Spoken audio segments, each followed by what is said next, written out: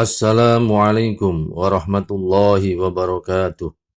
Pemirsa Ambon Sarem S. Ikhwan al-Kiram rahimakumullah. Dalam tayangan video sebelumnya telah dibahas tentang pengertian ilham, kasyaf, ma'rifat, dan hakikat, sekaligus mencakup keistimewaannya. Lalu, apakah dengan demikian berarti setiap kita diperintahkan untuk sibuk dan fokus mengejar ilham, kasyaf, ma'rifat, atau hakikat? Apakah memang itulah tugas inti kita diciptakan Allah Subhanahu wa Ta'ala hidup di dunia ini? Simaklah jawabannya pada tayangan video berikut ini.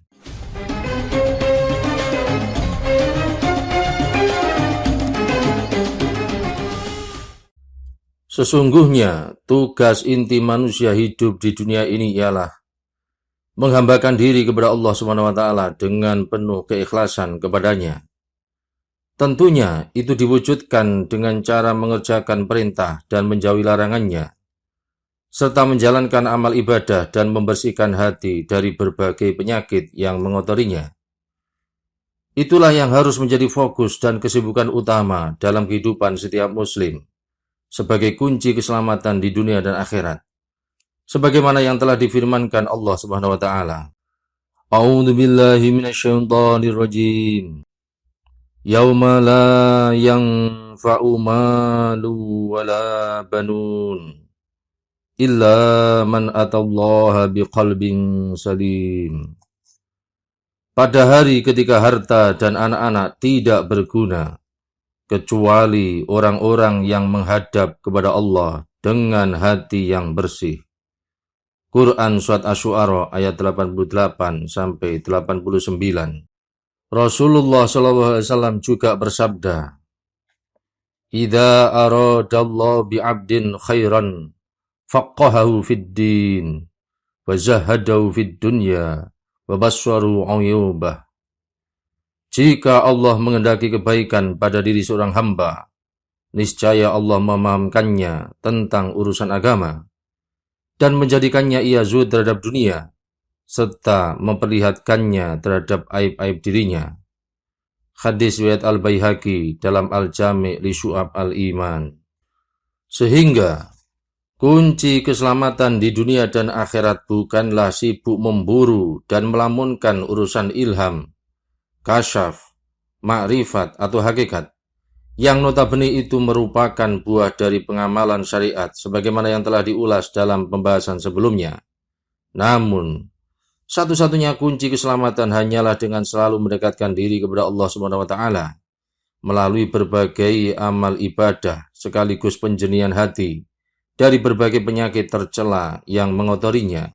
Penyakit-penyakit hati tersebut dikenal dengan istilah sifat madmumah, meliputi takabbur, ujub, riya, sum'ah, kufur, khiris, yakni rakus atau serakah, suhtun, yakni tidak ridho, hasad, yakni iri hati, hubbud dunya, yakni gila dunia, bakhil atau pelit, adawah, yakni permusuhan, su'udon, tulul amal, yakni panjang angan-angan, dan lain sebagainya.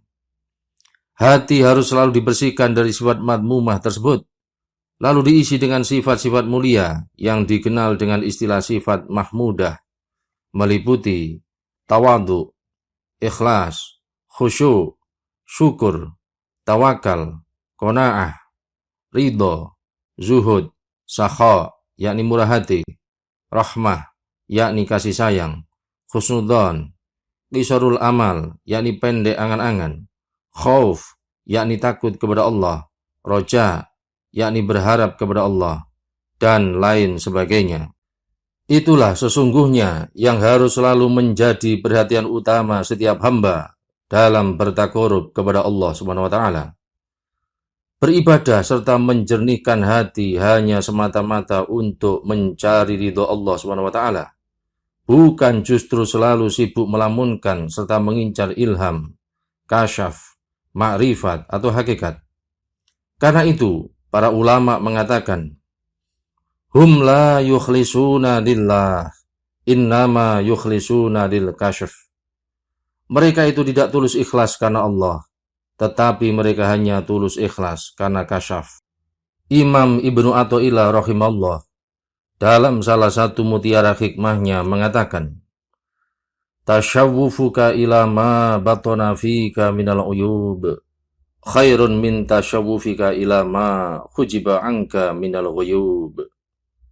Perhatianmu terhadap aib-aib yang tersimpan pada dirimu itu jauh lebih baik daripada perhatianmu terhadap hal-hal gaib yang terhijab dari dirimu. Al-Allamah Syekh Dr. Muhammad Said Ramadan Al-Budi rahimallah menyampaikan ulasannya yang mendalam sebagai berikut. Syaitan sangat pandai sekali dalam menempuh berbagai upaya dan sarana untuk menggoda, menipu, dan menjerumuskan manusia. Kepada orang yang sesat, syaitan akan menggodanya dengan cara semakin menenggelamkannya ke dalam kesesatan, sehingga ia tersingkir dari hidayah. Kepada orang awam yang selalu berusaha mentaati perintah Allah SWT, syaitan akan menggodanya dengan cara lain yang tidak sama dengan kelompok pertama di atas.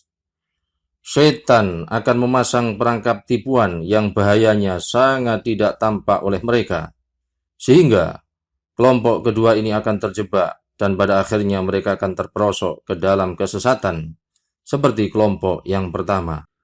Lain lagi kepada para ulama dan para pejuang agama Allah SWT. Syaitan akan menggoda mereka dengan berbagai cara super khusus.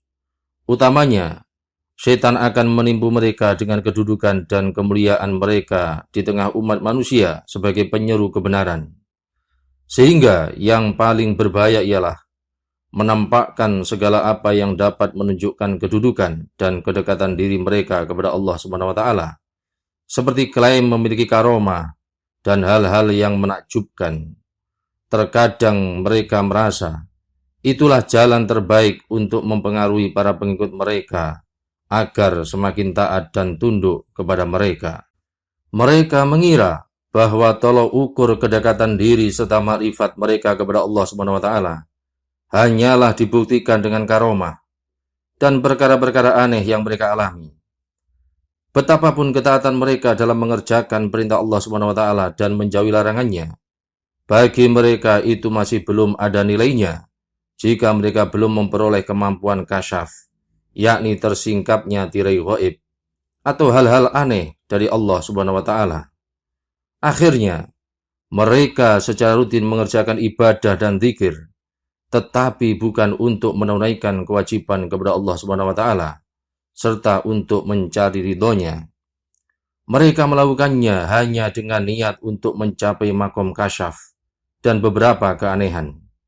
Jika mereka setelah terus-menerus mengerjakan semua itu, ternyata tidak bisa meraih yang diinginkannya, maka mereka menganggap bahwa diri mereka tidak mampu untuk mencapai makom makrifat.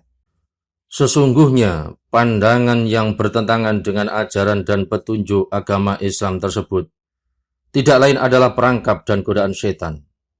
Karena perintah Allah SWT kepada kita untuk menjalankan ketaatan dan menjauhi larangannya, bukanlah sama sekali bertujuan agar kita bisa melihat cahaya serta perkara gaib, atau agar pasir yang berada di dalam genggaman tangan kita bisa berubah menjadi gula. Tujuan menjalankan ketaatan kepada Allah SWT tidak lain adalah agar hati kita menjadi bersih dari berbagai kotoran dan penyakit hati yang dapat menjauhkannya dari Allah SWT, seperti takabur, asobiyah, yakni sifat fanatik kepada diri dan madhab, hasad, cinta dunia, gila jabatan serta popularitas, dan lain sebagainya. Karena itulah, para imam tasawuf yang sangat konsisten kepada Al-Quran dan Sunnah Rasulullah SAW, semisal Imam Al-Junaid Al-Baghdadi, Imam Al-Muhasibi, dan Imam Al-Qushairi, ketika mereka mengingatkan kita tentang sangat pentingnya memperbanyak membaca Al-Quran, wirid pagi dan sore, serta memperbanyak ibadah sunnah dan wajib, maka pada saat yang sama, mereka juga mengingatkan agar kita tidak tertipu terhadap kemunculan beberapa keajaiban, sekaligus mengincarnya dengan harapan ataupun perhatian. Mereka menegaskan bahwa istiqomah, yakni konsisten terhadap perintah Allah SWT dan ketaatannya, itulah karomah yang hakiki.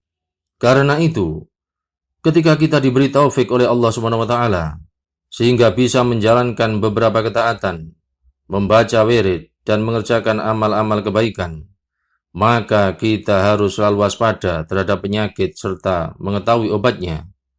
Penyakit itu tak lain ialah kotoran-kotoran yang menumpuk sepanjang waktu di dalam hati kita, sebagaimana yang telah disebutkan. Sedangkan obatnya ialah ketaatan-ketaatan, zikir-zikir, dan berlindung kepada Allah SWT. Maka, yang dituntut kepada diri kita pada saat kita sedang menggunakan obat tersebut ialah agar kita selalu fokus melalui obat itu untuk memperoleh kesembuhan dari Allah SWT dari aib-aib yang tidak tampak yang menumpuk di dasar hati kita. Bukan malah saat sedang menggunakan obat tersebut, justru kita fokus terhadap rahasia-rahasia gaib yang disembunyikan oleh Allah SWT dari diri kita. Inilah yang dinasihatkan kepada kita oleh Imam Ibnu Athaillah rahimallah melalui ungkapan hikmah beliau di atas. Sungguh, Allah SWT menyeru kepada kita melalui banyak sekali dari ayat-ayatnya agar kita menyucikan hati kita. Allah SWT berfirman, A'udzu billahi minasyaitonir rajim. Qad aflaha man zakkaha wa qad khaba man dassaha. Sungguh, beruntunglah orang yang menyucikan jiwa itu, dan sungguh, rugilah orang yang mengotorinya. Quran Surat Asy-Syams ayat 9-10. Demikianlah pembahasan dalam tayangan video kali ini. Semoga membawa manfaat dan keberkahan bagi kita semua di dunia dan akhirat. Rabbana taqabbal minna innaka antas sami'ul alim. Wa tub 'alaina innaka antat tawwabur rahim. Allahumma inna nas'aluka 'ilman nafi'a wa rizqan thayyiban wasi'a wa 'amalan mutaqabbala wa shifaa'an min kulli da'. Amin ya rabbal alamin. Wallahu ta'ala a'lam bis-shawab. Wassalamu alaikum warahmatullahi wabarakatuh.